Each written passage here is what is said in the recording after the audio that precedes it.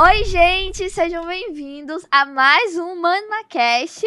Meu nome é Melissa Meu nome é Felipe. e nós estamos muito felizes por estar aqui com você, né, Felipe? É um grande prazer estar aqui verdade. novamente mais uma temporada.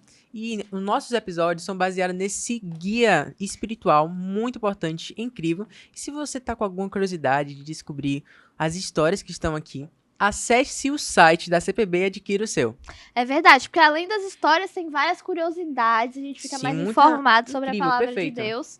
Eu gosto bastante. E se você quiser acompanhar com a gente, é só adquirir o seu. Isso. Falando nessa questão, nós temos um convidado super Muito especial. internacional também, viu? A gente tá cheio de gente internacional, Essa né? temporada é Teve chique. Felipe e agora esse que veio de Hong Kong. Hong Kong, China. Você quer apresentar, Felipe? Sim, e com vocês, Pastor Pastor Mavi.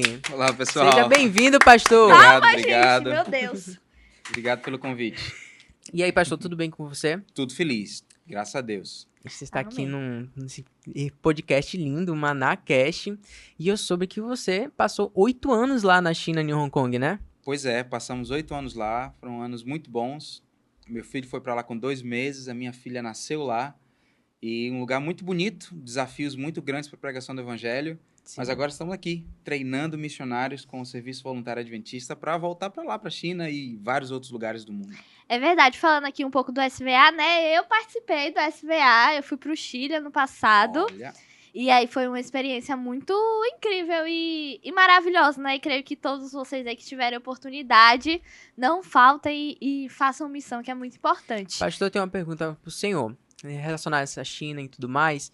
Como é a pregação do evangelho nesse país? Que a gente sabe que a China tem algumas regras, assim, relacionadas à religião, né? então, a pregação do evangelho em qualquer lugar envolve riscos.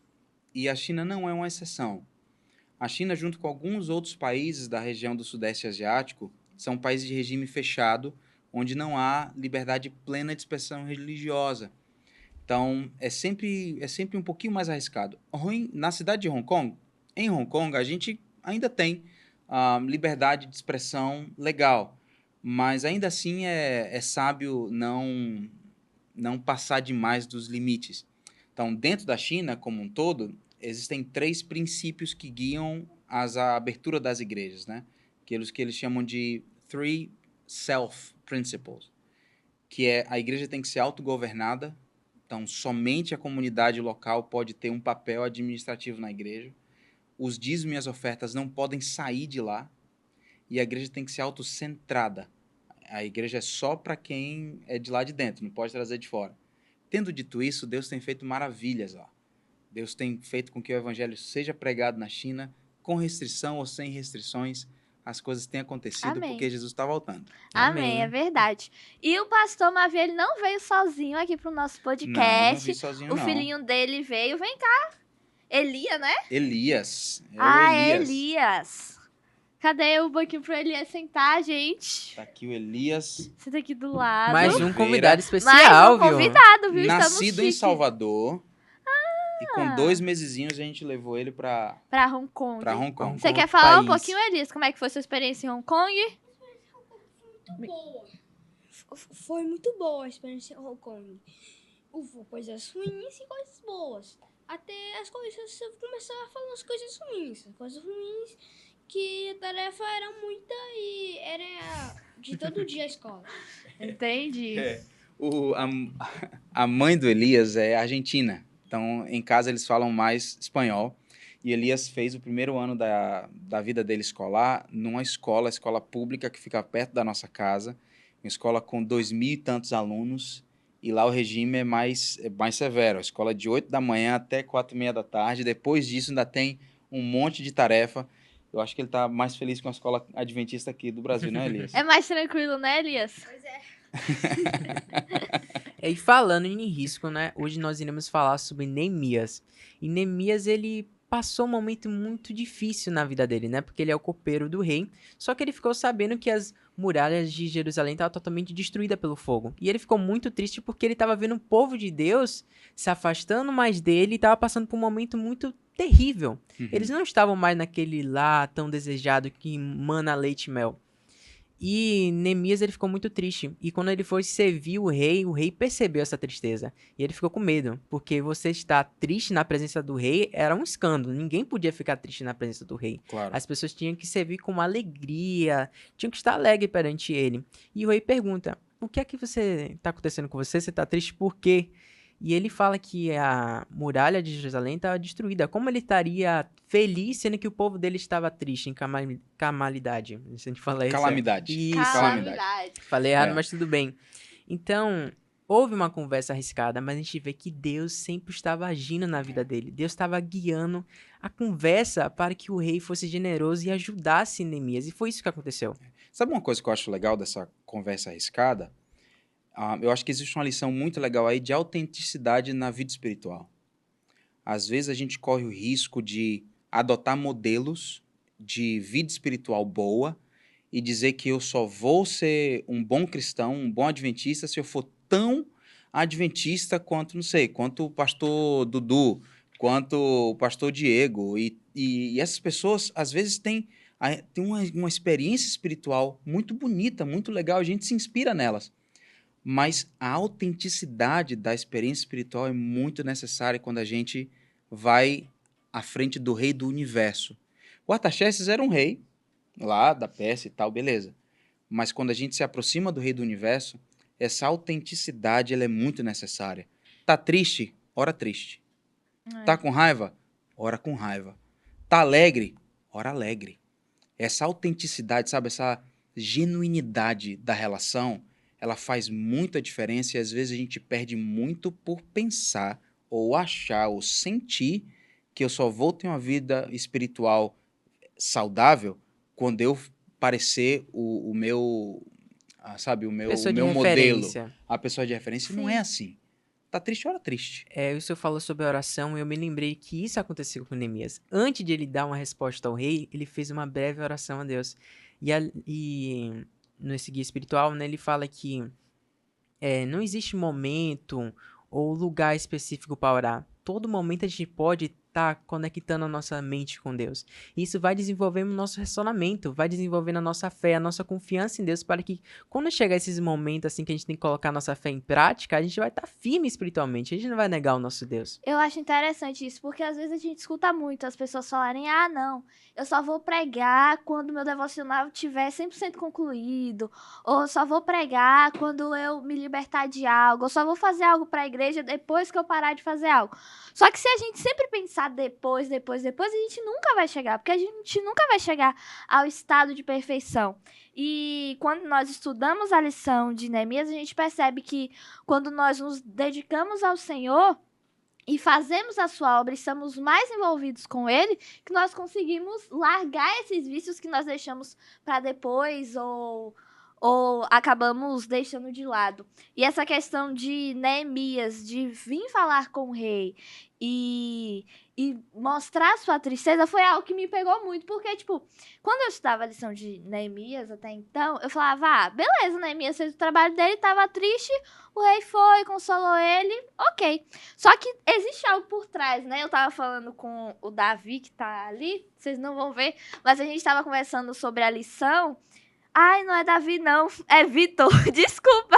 Mas eu tava conversando com Bastidores, viu, pessoal? o Vitor nos bastidores. E a gente tava conversando um pouco da lição de Neemias, que assim, Neemias, ele fazia o seu trabalho muito bem. E na lição fala que Neemias, ele não podia ficar triste ali na presença do rei. E ele fazia o seu trabalho tão bem que na única vez que ele ficou triste, o rei percebeu e se compadeceu dele. Claro, claro. E aí isso eu achei super interessante. Assim. Isso que o Mel falou, né? Que a gente muitas vezes tem que estar preparado, né? Pra fazer algo. Mas quando a gente pensa assim, o que eu vou fazer aquilo que é certo, gera uma transformação. E quando você toma uma atitude, eu vou servir a Deus, eu me voluntario, Senhor, a Ti, para ser usado por Ti.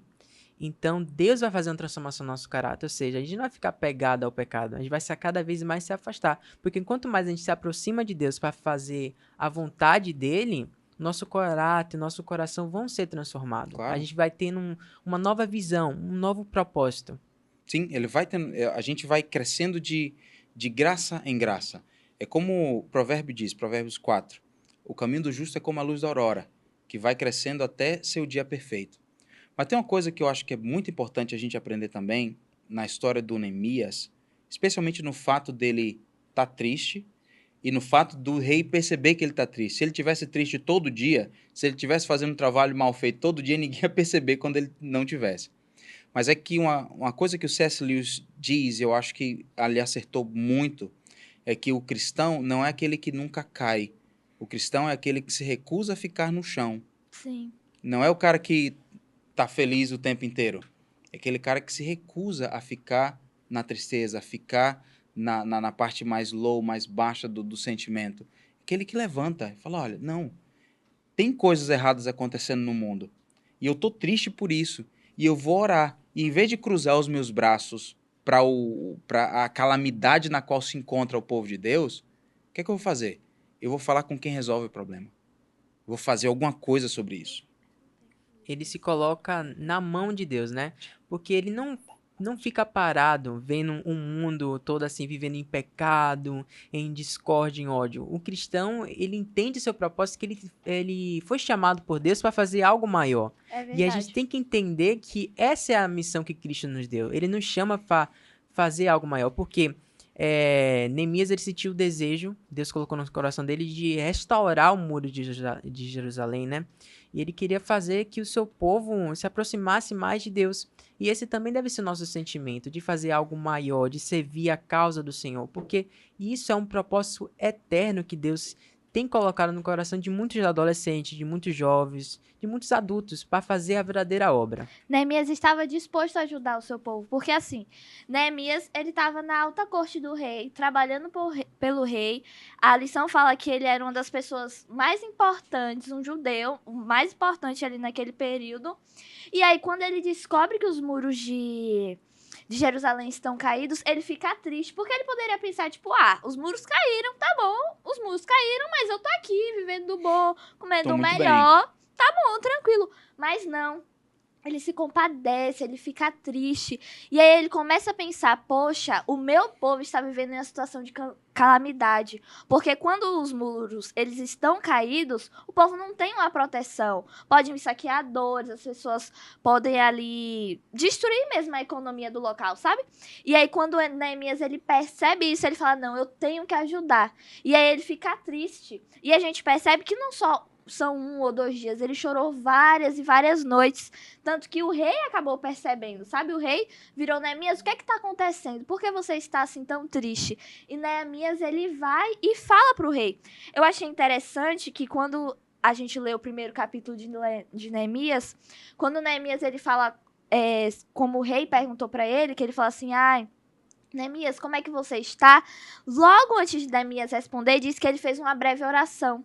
Ele pediu o conselho do Senhor e falou, Deus, por favor, me ajude. E ele explica para o rei que a cidade dele, onde ele vivia, os muros, infelizmente, estão E caídos. isso é uma atitude que a gente tem que colocar para nossa vida diária, que muitas vezes se esquece, né?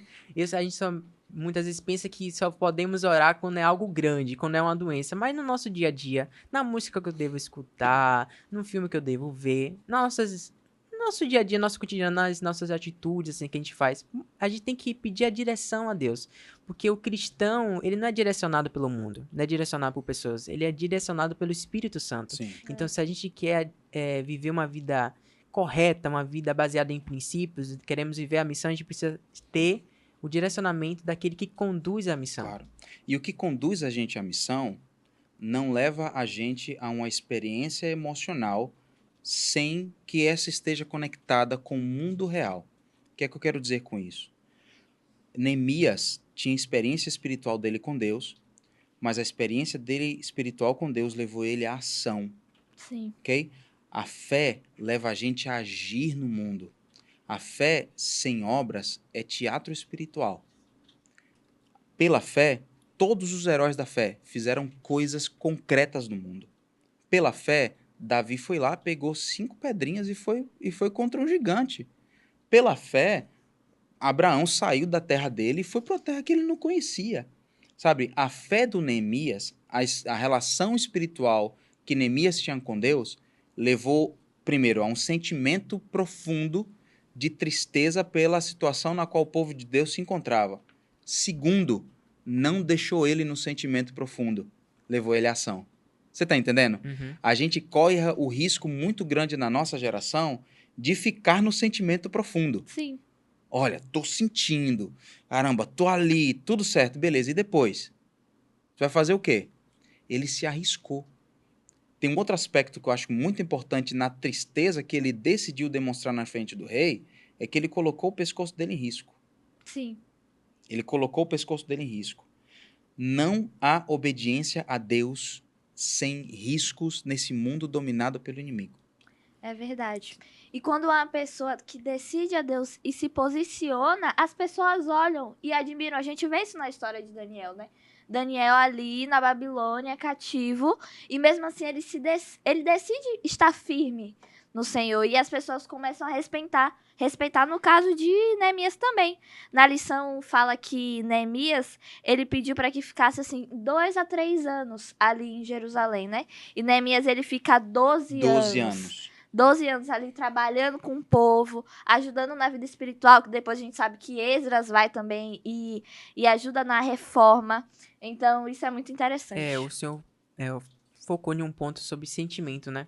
Que a tem meio que uma ideologia surgindo que para viver para Deus a gente precisa sentir. Se eu não tô sentindo Deus no meu devocional, eu não tô me aproximando dele. Mas o nosso relacionamento com Cristo não é baseado em sentimentos. Eu não tenho que sentir para viver a missão.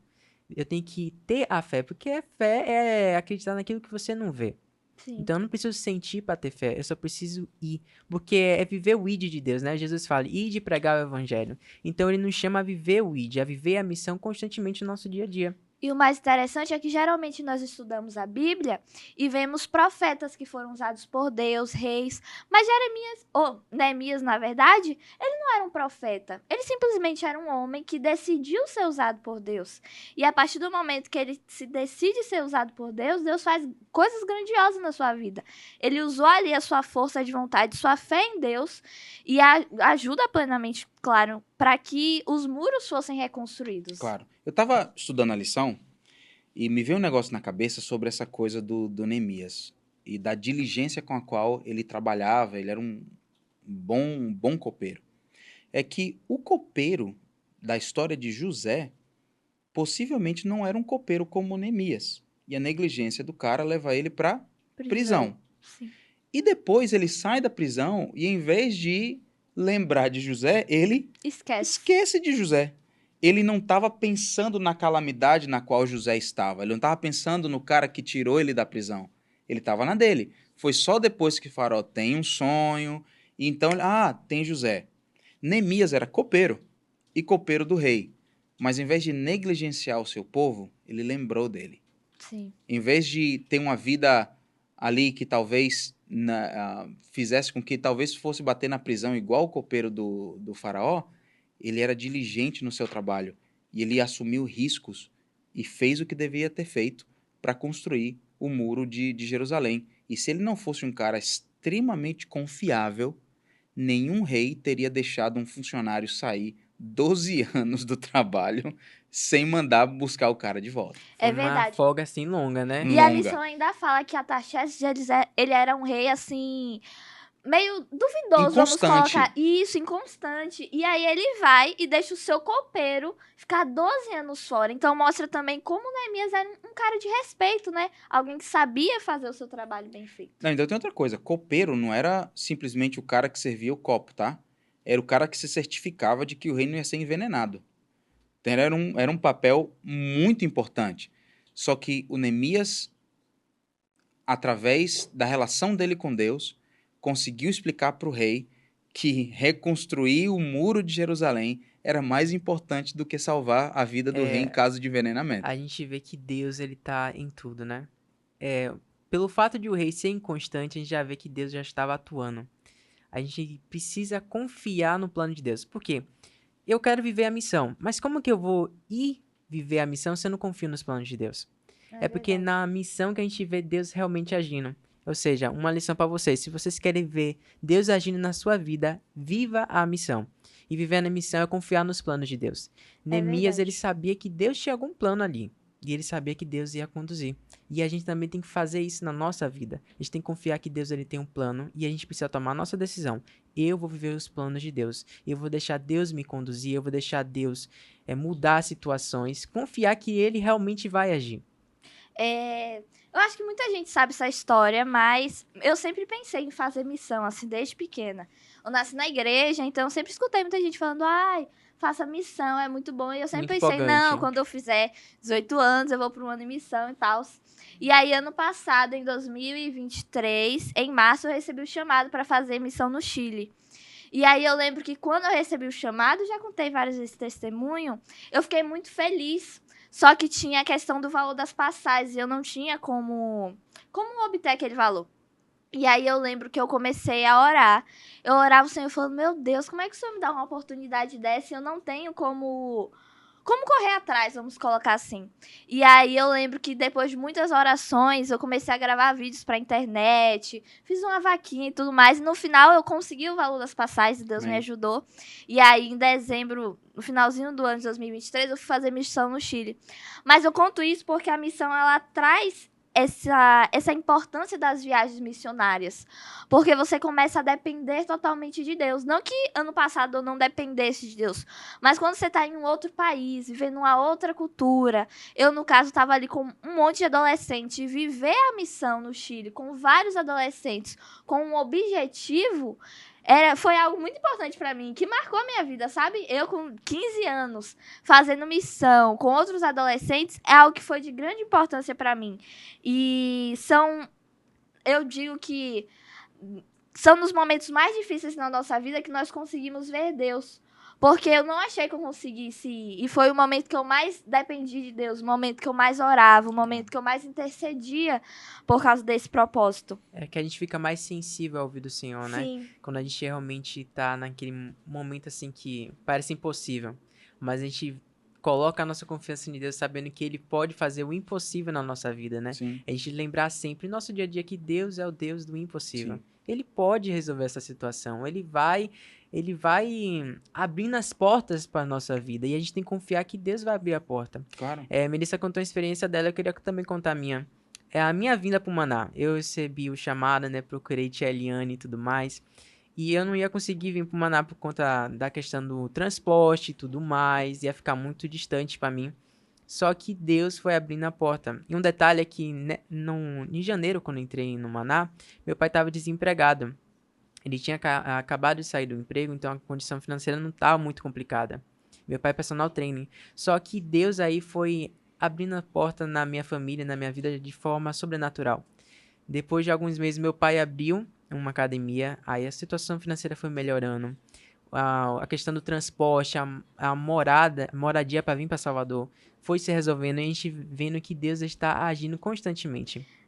Na lição fala o verso de Jeremias 29:11, e eu sei de qual, porque esse verso ele guia a minha vida, que é porque eu bem sei os pensamentos que tenho a vosso respeito, diz o Senhor, pensamentos de paz, não de mal, para vos dar o fim que desejais.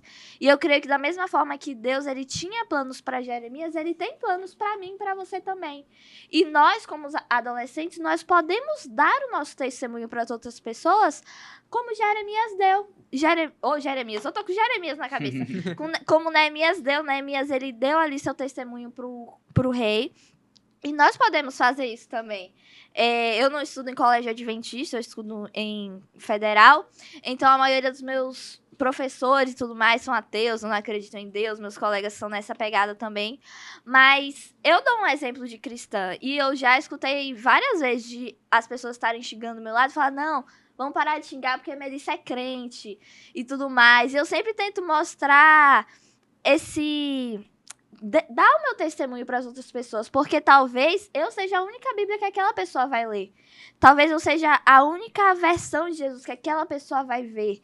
Então é muito importante nós pensarmos que da mesma forma que Neemias ele deu seu testemunho, nós também podemos dar o nosso testemunho. Porque como Cristo ele fala, né? Ele nos chama para ser seus imitadores. Sim. Então Jesus ele quer que através da nossa vida, através da nossa atitude, através da nossa vivência na escola, na faculdade, no trabalho, a gente testemunhe dele, testemunhe da nossa vida cristã, testemunhe de como é bom viver para Cristo. Porque muitas pessoas têm alguma visão errada como é o cristianismo. Mas quando a gente vive o real cristianismo, o cristianismo do amor, do perdão, da santificação, as pessoas vão ver que o cristianismo não é aquilo chato, mas o cristianismo é salvação, é transformação, é um propósito de vida. É um estilo de vida totalmente diferenciado do mundo. O mundo hoje está cada vez mais decadente, mas quando você tem um estilo de vida cristão baseado na palavra do Senhor, a gente vê que a vida cristã é uma vida de felicidade, é uma vida de esperança, porque a gente sabe que a nossa esperança é na volta de Cristo.